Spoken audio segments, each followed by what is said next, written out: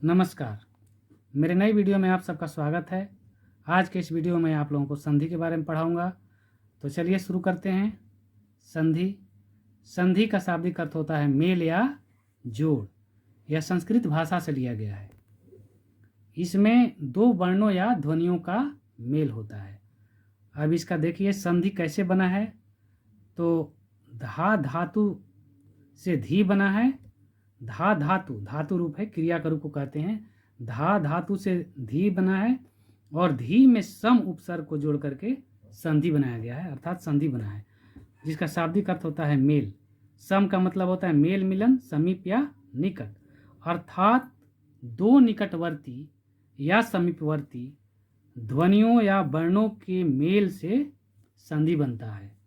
दो ध्वनियाँ या दो वर्ण जब आपस में मिलते हैं तो दोनों के मेल से संधि बनता है। परिभाषा पर आते हैं। दो समीपवर्ती वर्णों के परस्पर मेल से जो परिवर्तन या विकार उत्पन्न होता है उसे संधि कहते हैं। या आप ऐसे भी बोल सकते हैं, समीपवर्ती आप हटा करके आप बोल सकते हैं दो वर्णों के परस्पर मेल से जो परिवर्तन या विकार उत्पन्न होता है उसे संधि कहते हैं। समीपवर्ती या निकटवर्ती मैंने इसलिए कहा कि इसमें दो शब्द का मेल होता है और प्रथम शब्द का अंतिम वर्ण और दूसरे शब्द का प्रथम वर्ण जब मिलता है तब संधि बनता है। इसको मैं डिफिनेशन के द्वारा आप लोगों को समझाता हूँ।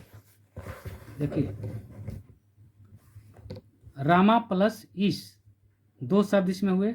रामा का ये प्रथम वर्ण आ आया है, आ, और ईश का रामा का अंतिम वर्ण ये आ, और ईश का प्रथम वर्ण, अर्थात पहले शब्द का अंतिम और दूसरे शब्द का प्रथम वर्ण जब आपस में मिलते हैं तो नया वर्ण बनता है या विकार उत्पन्न होता है। जैसे ए बन गया यहाँ पर रमेश, रमा प्लस ईश रमेश।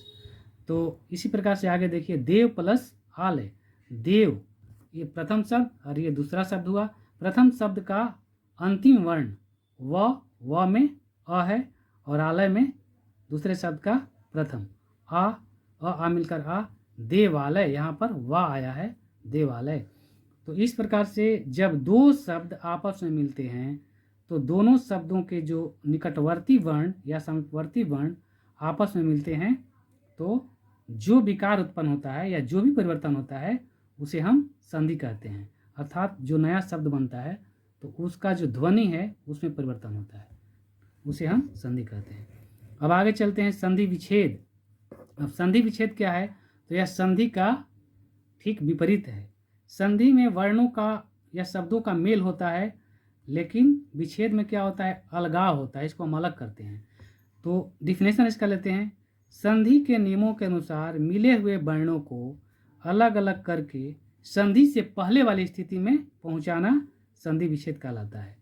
अर्थात ये संधि हो गया, यहाँ पर देखिए ये संधि हो गया, देव प्लस आलय देवालय, संधि हो गया। अब इसको पहली वाली स्थिति अर्थात ऐसे कर देते हैं, देव आलय, दो शब्दों में बदल दिए तो ये हो गया संधि विच्छेद। तो संधि विच्छेद संधि का ठीक विपरीत होता है। आगे बढ़ते हैं। अब हम शुरू करते हैं संधि के भेद। तो संधि के तीन भेद होते हैं। पहला है स्वर संधि, दूसरा है व्यंजन संधि, तीसरा है विसर्ग संधि। आज के इस वीडियो में हम स्वर संधि के बारे में पढ़ेंगे। स्वर संधि के 5 भेद होते हैं और इसका हम अध्ययन करेंगे। तो चलिए पहले डिफिनेशन शुरू करते हैं। स्वर संधि का भेद क्या है, परिभाषा क्या है? तो इसकी परिभाषा, स्वर के साथ स्वर के मेल से जो विकार उत्पन्न होता है उसे स्वर संधि कहते हैं। इसमें दो स्वर आपस में मिलते हैं। देखिए, देव प्लस आलय देवालय, देव का अ, आलय का आ, ये दोनों स्वर है। जब दो स्वर मिला, आ मिल करके आ बना, तो देवालय जो विकार उत्पन्न हुआ, अर्थात इसके उच्चारण में, इसके ध्वनि में परिवर्तन हुआ। देव आलय, अब हम क्या बोलते हैं इसको? देवालय, तो ध्वनि में परिवर्तन हो गया।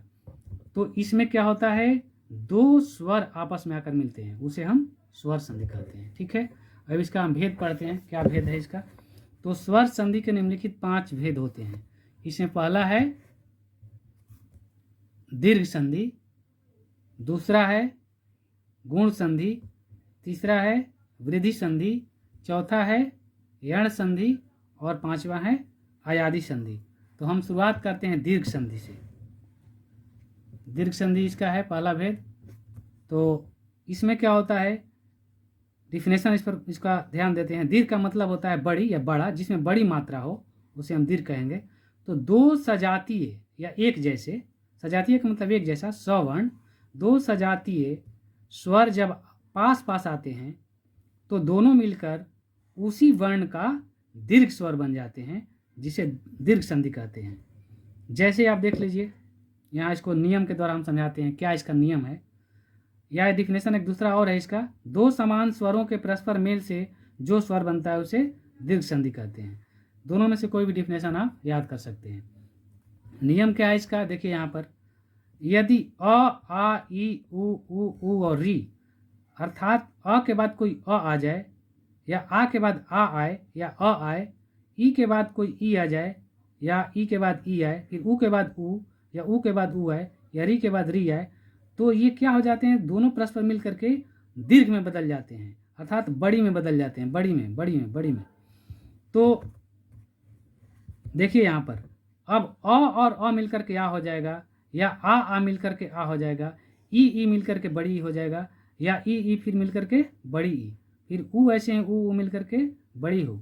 तो ये इसका नियम क्या है, अ, आ, ई, ऊ और री के बाद वे ही, अर्थात यही, वे ही लघु या दीर्घ स्वर जब आते हैं तो दोनों मिलकर के क्या हो जाते हैं, दीर्घ में बदल जाते हैं, आ, ई, ऊ और री। जैसे देखिए, राम प्लस अवतार, रामावतार, राम प्लस अवतार, रामावतार। राम का इसे म, इस शब्द का अंतिम वर्ण म में अ छिपा हुआ है, अ, और यहाँ पर अवतार अ और अ मिलकर के आ हो गया। तो क्या हो गया, अ और अ मिल करके यहाँ दीर्घ में बदल गया। बताया गया है कि ये एक ही जैसे जब वर्ण आएंगे तो ये दोनों क्या होंगे, मिल करके अपने से बड़े बन जाएंगे, अपना ही वर्ण का ये दीर्घ बन जाएगा। तो अ का आ हो जाएगा, या आ का भी आ हो जाएगा, ठीक है। तो राम प्लस अवतार, रामावतार। एक और उदाहरण लेते हैं, हम देखते हैं।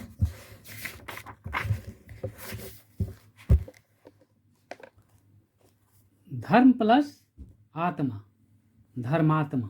यहाँ भी धर्म में अ है, और देखिए यहाँ पर आ है, अ और आ मिलकर के आ, एक ही जैसा वर्ण है, अ आ, तो ये दोनों का यहाँ पर आ हो गया। अब यहाँ पर तीसरा एक एग्जाम्पल लेते हैं। देखिए, कवि प्लस इंद्र, कवि का ई और इंद्र का ई, कवि में छोटी की मात्रा लगी हुई है तो इसका ई हो गया छोटी, और इंद्र ये भी छोटी है, दोनों छोटी मिलकर क्या हो गया, बड़ी। डिफिनेशन में भी बताया गया है कि जब एक समान जब वर्ण आते हैं तो ये अपने से बड़ी बन जाते हैं, अर्थात छोटी छोटी आए तो बड़ी हो जाए, छोटी और बड़ी है तो भी बड़ी हो जाएगा, और बड़ी आए तो भी बड़ी हो जाएगा। हर हालत में ये बड़ी होता है, इसको हम दीर्घ कहते हैं। दीर्घ संधि में ध्यान रखना है कि इसमें बड़ी मात्रा होती है। अब चलिए इसका एक और एग्जाम्पल, अनु प्लस उदित, अनुदित, यहाँ पर उ है और यहाँ पर देखिए उ, ये दोनों मिलकर के बड़ी उ में, दोनों एक ही जैसे है। इसका एग्जाम्पल है कि जब दो एक जैसे स्वर आते हैं, आपस में मिलते हैं, तो दोनों क्या हो जाते हैं, अपने ही वर्ण का बड़ी मात्रा बन जाता है। तो उ और उ एक जैसे हैं, दोनों एक मिले तो अपने ही वर्ण का ये बड़ी मात्रा बन गया, तो यहाँ पर दीर्घ संधि होता है। उ और उ मिलकर के बड़ी उ बदल गया, अनुदित। यहाँ पर देखिए छोटी उ, यहाँ पर छोटी, यहाँ पर बड़ी उ। तो ये है इसका डिफिनेशन। अब हम इसको, इसकी पहचान क्या है, कैसे आप पहचानिएगा कि ये दीर्घ संधि है। तो आपको ध्यान रखना है कि इसमें जब संधि करते हैं तो आ, उ, ई और री की मात्रा लगी होती है। आ देखिए इसमें धर्मात्मा, धर्मात्मा में आ लगा हुआ है, धर्म प्लस आत्मा, यहाँ पर ज्वाइंट पर देखना है। जब दो शब्द आपस में जुड़ते हैं तो जहाँ पर ज्वाइंट होता है वहाँ पर ध्यान देना है। तो धर्म और आत्मा मिलकर धर्मात्मा, यहाँ पर आ है, ठीक है। आगे हमने क्या बताया, आ, यहाँ पर देखिए उ की मात्रा इसमें बड़ी, उ देखिए यहाँ पर उ है, उ और उ मिलकर क्या हो गया, अनुदित। यहाँ पर ध्यान दीजिए, अन प्लस उदित, यहाँ दोनों का ज्वाइंट यहाँ पर है, यहाँ बड़ी उ की मात्रा उ। तो यहाँ पर देखिए इसकी पहचान यही है कि जिस शब्द में जो संधि करते हैं उसमें आ की मात्रा है, उ की मात्रा है, ठीक है, बड़ी ई की मात्रा है। अब यहाँ देखिए रवि प्लस ईस, ई और ई मिलकर के यहाँ छोटी मात्रा है और यहाँ बड़ी मात्रा है, दोनों मिलकर के बड़ी हो गया। तो यहाँ पर देखिए बड़ी, यहाँ पर ध्यान दीजिए, रवि प्लस ईस रवीश, ज्वाइंट यहाँ पर हुआ है, शब्दों का जोड़ यहाँ पर हुआ है, तो ये दोनों शब्दों का जोड़ यहाँ पर है। तो यहाँ पर ई, यहाँ ध्यान देना है, तो ये बड़ी की मात्रा है, तो आ ई और री किसी किसी में री, तो जैसे पितृ प्लस ऋण, तो उसमें ये बड़ी बदल जाता है, ऋण हो जाता है, पितृ ऋण। तो जिस शब्द में आ उ ई और ये री, छोटी री एक होता है, इस तरह से हम लिखते हैं, और बड़ी री इसी में एक और लगा दिए तो बड़ी री हो जाता है, जैसे यहाँ पर किया गया 2। तो जिस शब्द में आ उ ई और री ये बड़ी मात्रा है तो समझ लीजिए कि वह क्या है, दीर्घ संधि है। और दूसरा इसका आते हैं फिर गुण संधि। गुण संधि किसे कहते हैं? इसमें क्या होता है, दीर्घ संधि में हमने पढ़ा कि दो समान एक जैसे स्वर आते हैं, लेकिन इसमें क्या है, दो असमान अर्थात भिन्न भिन्न अलग अलग स्वरों के मेल से, दो भिन्न भिन्न स्वर जब आपस में मिलते हैं, मेल से जो नया स्वर बनता है उसे हम गुण संधि कहते हैं। अब इसका नियम क्या है भाई, तो नियम देख लीजिए, जब अ या आ के बाद ई आई और आ के बाद क्या हो गया, दूसरा वर्ण ई आ गया, एक ही जैसा ऐसा नहीं आया बल्कि अलग आ गया, ई या ई आए छोटी और बड़ी हो तो दोनों मिलकर के ए हो जाते हैं, ये और ये मिलेगा ए हो जाएगा, या ए और ये मिलेगा या ये और ये मिलेगा तो दोनों ए हो जाते हैं। और यदि ऊ और ऊ हो, आ के बाद अगर ऊ और ऊ, छोटी ऊ और बड़ी ऊ हो तो दोनों मिलकर के ओ हो जाता है। और यदि री हो, अ या आ के बाद अगर री की मात्रा है तो ये अर में बदल जाता है। अब उदाहरण के द्वारा समझिए, सूर प्लस इंद्र सुरेंद्र। अब देखिए यहाँ पर अ है, सूर र में अ है, और यहाँ पर इंद्र अ से अलग ई, इससे भिन्न स्वर आया है ई, दोनों मिलकर क्या हो गए ए। आपको हमने यहाँ भी बताया कि जब अ या और आ के बाद कोई ई और ई आए तो दोनों मिलकर ए हो जाता है। यहाँ पर ई आया है तो यहाँ पर ए हो गया, अर्थात ऊपर ए की मात्रा, ऊपर यहाँ पर एकार की मात्रा, ए का मतलब एकार, एक सिंगल डंडा, तो ये हो गया सुरेंद्र। उसी प्रकार से देखिए देव प्लस ईस, यहाँ अ आया है, छोटी यहाँ पर अ है और यहाँ पर बड़ी ई है, कोई भी अगर आता है तो ई ये भी मिलकर के क्या हो जाएगा, ए हो जाएगा, हर हालत में ए होगा, चाहे बड़ी ई आए या छोटी है, ए ही बनेगा, ठीक है। यहाँ पर देखिए देवेश, यहाँ पर भी ऊपर एक डंडा है, ए का मतलब ऊपर जिसके एक डंडे होंगे, ठीक है। और आगे और देखते हैं, देखिए अब आ के बाद ऊ और ऊ है, सर्व प्लस उदय, यहाँ सर्व का अ के बाद क्या आया है, ऊ की मात्रा है, हमने यहाँ पर बताया ऊ, ये या ये कोई भी एक आए तो यहाँ पर ओ में बदल जाता है, ठीक है। यहाँ पर अ के बाद ऊ आया है तो ये ओ में बदल गया है, ओ, ऐसे इस तरह की मात्रा होती है, अच्छा डंडा ऊपर है ओ, ठीक है। तो सर्वोदय यहाँ पर भी ओ, लेकिन ध्यान रखना है इसमें क्या है, इसमें भी ऊपर एक ही डंडा होता है, यहाँ तो ओ की मात्रा हम लगाते हैं, यहाँ पर ऊपर एक ओ हो गया, तो ये हो गया सर्वोदय, तो ये हो गया। इसी प्रकार से देखिए सप्तर्षि, सप्त का अ है और यहाँ पर री की मात्रा है, हमने बताया कि अगर आ के बाद अगर री आता है तो ये और में बदल जाता है। यहाँ देखिए सप्त अ है और अ के बाद क्या है, री आया है तो ये और में बदल गया, सप्तर्षि, सप्त त में अ है और ऊपर र, अर हो गया, सप्त अ और ये र अर, तो ये है गुण संधि, अर्थात आ के बाद अगर कोई ई, छोटी ई या बड़ी ई आए तो ए हो जाएगा, और आ के बाद अगर छोटी ऊ और बड़ी ऊ आए तो ओ हो जाएगा, और अगर री आए तो अर हो जाता है, ये है गुण संधि। अब इसका हम पहचान बताते हैं, कैसे आप पहचानिएगा, अगर नियम आपको याद नहीं है तो पहचान इसका जो है उस पर ध्यान रखिएगा।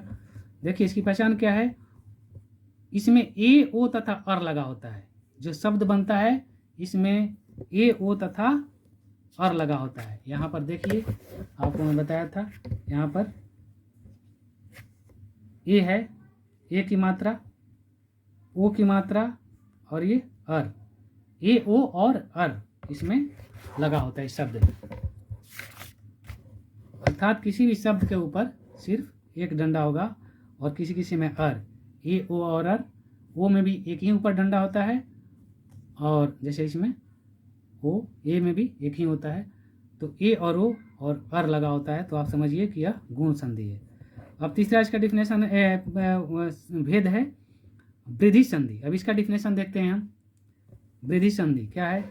जब अ या आ के बाद ए या आय आए, अब यहाँ पर भी अ और आ, इसके बाद ए या आय आए तो दोनों मिलकर के आय में बदल जाता है, या अर्थात छोटी ए आए या बड़ी ए आए तो दोनों मिलकर के बड़ी ए आय में बदल जाता है, आय हो जाता है। तथा यदि ओ या औ आए, ओ की मात्रा या औ की मात्रा है अ या आ के बाद, तो दोनों मिलकर के औ में बदल जाता है। अगर ए आता है तो आय में बदल जाएगा, ओ आएगा या औ आएगा तो औ में बदल जाएगा। वृद्धि अर्थात इसमें वृद्धि, बढ़ोतरी, इसमें एक प्रकार से वृद्धि हो रही है।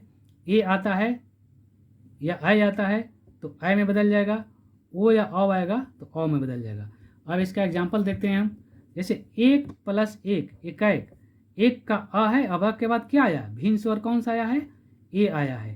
कह रहा है ना कि अ या आ के बाद अगर छोटी ए या आय आए तो ये आय में बदल जाएगा, आय में बदल जाएगा, आय हो जाएगा। तो अ यहाँ पर एक में अ और यहाँ पर ए, अ और ए बदल कर क्या हो गया? आय, डबल ए की मात्रा। हमने गुण संधि में पढ़ा था सिर्फ ऊपर एक की मात्रा, इसमें दो मात्रा हो जाता है, आय हो गया। देखिए आय, एकाएक। उसी प्रकार से देखिए महा प्लस ओज, महा प्लस ओज महौज, यहाँ पर आ आया है और ओ की मात्रा, अ या आ के बाद बताया गया है कि ओ आए या औ आए तो दोनों मिलकर के औ हो जाता है। तो यहाँ पर देखिए, यहाँ पर आ आया है, महा का आ और ओ यहाँ पर औ में बदल गया, औ, इसमें भी ऊपर दो होगा, नीचे डंडा, ऊपर दो की मात्रा। इसकी पहचानने के लिए आपको क्या ध्यान रखना है? इस मात्रा पर ध्यान रखना है, जो शब्द होगा उसके ऊपर दो मात्रा लगी होगी, तो आप समझ लीजिए कि यह वृद्धि संधि है। गुण संधि में सिर्फ एक मात्रा ऊपर होगी और वृद्धि संधि में दो मात्रा, तो समझ लीजिए इसका पहचान यही है। इसमें अय तथा औ की मात्रा लगी होती है, अर्थात शब्द के ऊपर डबल अय की मात्रा लगी होती है। तो जिस शब्द के ऊपर इस प्रकार डबल लगा हुआ हो तो आप समझ लीजिए कि वृद्धि संधि है। आगे चलते हैं, यण संधि। यण संधि क्या है? देखिए यहाँ पर ई या ई के बाद छोटी हो या बड़ी हो ई हो, इसके बाद अगर दोनों से भिन्न कोई अन्य स्वर आ जाता है तो ये दोनों ई, छोटी और बड़ी ई के स्थान पर क्या हो जाएगा? य हो जाएगा। इसके बाद अगर कोई दूसरा कोई भी स्वर आए तो ये दोनों के स्थान पर य बन जाता है, य हो जाता है, ठीक है। यदि ऊ या ऊ, छोटी ऊ या बड़ी ऊ के बाद दोनों से अलग कोई अगर दूसरा स्वर आता है, कोई अलग, तो ये दोनों मिलकर के क्या हो जाता है? व हो जाता है, इसके स्थान पर व हो जाएगा, ठीक है। और यदि री आता है, री के बाद इससे भिन्न अगर री आ गया और इसके बाद कोई दूसरा स्वर आ गया, अ आ ये जो भी हो तो आ गया, तो ये क्या में बदल जाएगा? र में बदल जाएगा। री के स्थान पर क्या हो जाएगा? र। यहाँ पर ई के स्थान पर य हो जाएगा, उ के स्थान पर व हो जाएगा, री के स्थान पर र हो जाएगा। ये आपको ध्यान देना है। उदाहरण के द्वारा समझते हैं। अति प्लस अंत, अत्यंत। यहाँ पर देखिए अति में ई है और ई के बाद क्या आया है? दूसरा स्वर आया है, ई से अलग कोई दूसरा स्वर आए तो अ आया है, ये अब ई के स्थान पर क्या हो गया? य। ई के स्थान पर क्या हो जाएगा? हमने बताया कि दूसरा आएगा तो य हो जाएगा। देखिए यहाँ पर य हो गया, अत्यंत। उसी प्रकार से आप देखिए सु प्लस अक्ष, यहाँ पर देखिए उ के बाद अ आया, हमने बताया उ या अ के बाद कोई भिन्न या दूसरा स्वर आए तो उ किस में बदल जाएगा? व में। अब देखिए सु का उ है, उ प्लस अ, अब ये क्या बदल गया? व में बदल गया। स्वच्छ, यहाँ पर ज्वाइंट पर ध्यान देना है, संधि में हम ज्वाइंट पर ध्यान। अत्यंत, अति प्लस अंत, यहाँ पर ज्वाइंट है, यहाँ पर स्वच्छ, सु प्लस अक्ष, यहाँ पर ज्वाइंट, ठीक है। तो इस यहाँ पर व की मात्रा आ गई, यानी कि उ बदल गया व में, ई बदल गया य में, ठीक है। अब आते हैं, देखिए मातृ प्लस अनुमति, मात्रानुमति। अब री के बाद क्या आया है? यहाँ पर री के बाद हमने कहा कोई दूसरा आएगा तो र में बदल जाएगा। अब मातृ यहाँ पर री है और री के बाद क्या आया है? इससे अलग भिन्न स्वर आया है, अ आया है, तो क्या हो गया? मात्रानुमति। यहाँ पर ध्यान दीजिए, माँ में और यहाँ त्र लगा हुआ त्र, तो में र की मात्रा लगी हुई है, र त्र र, यहाँ पर र बन गया, ये री क्या बन गया, र में बदल गया, मात्रा अनुमति। अब इसकी पहचान क्या है, इसकी पहचान देख लीजिए। किसी भी शब्द में अगर यह है, वह है या र है और इससे पहले य व र से पहले कोई आधा अक्षर होता है, तो वहाँ समझिए कि यहाँ पर ये यण संधि होगा। य व र से पहले कोई आधा अक्षर आता है तो वह यण संधि होता है। देखिए यहाँ पर य से पहले आधा त है, यहाँ देखिए यहाँ भी सब वही है।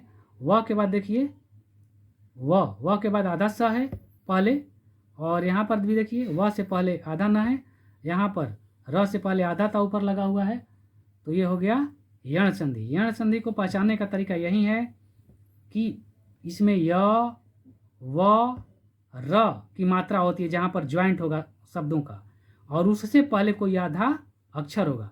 आधा अक्षर सब में आधा है, सब में देखिए आधा अक्षर है, आधा अक्षर, तो ये है यण संधि। ये सबसे पहचानने का आसान तरीका है। इसका पांचवा भेद है, पांचवा और अंतिम भेद स्वर संधि का, अयादी संधि। इसमें क्या है, ए या अ के बाद कोई भिन्न स्वर, इसमें अब आ गया ए या अ के बाद कोई भिन्न, यानी इससे अलग दूसरा कोई स्वर है तो ए का अ में बदल जाता है अ, तथा अ का क्या हो जाता है, ए बदल जाएगा। ए के बाद अगर कोई दूसरा स्वर आता है तो अ में बदल जाएगा। अगर अ के बाद कोई दूसरा स्वर आता है तो आ में बदल जाएगा। अगर ओ के बाद कोई दूसरा स्वर आएगा तो औ में बदल जाएगा, औ में बदल जाएगा। और औ के बाद अगर कोई दूसरा स्वर आता है तो आ में बदल जाएगा। ए बदल जाएगा आय में, आय बदल जाएगा आय में, ओ बदल जाएगा औ में, और औ बदल जाएगा आओ में।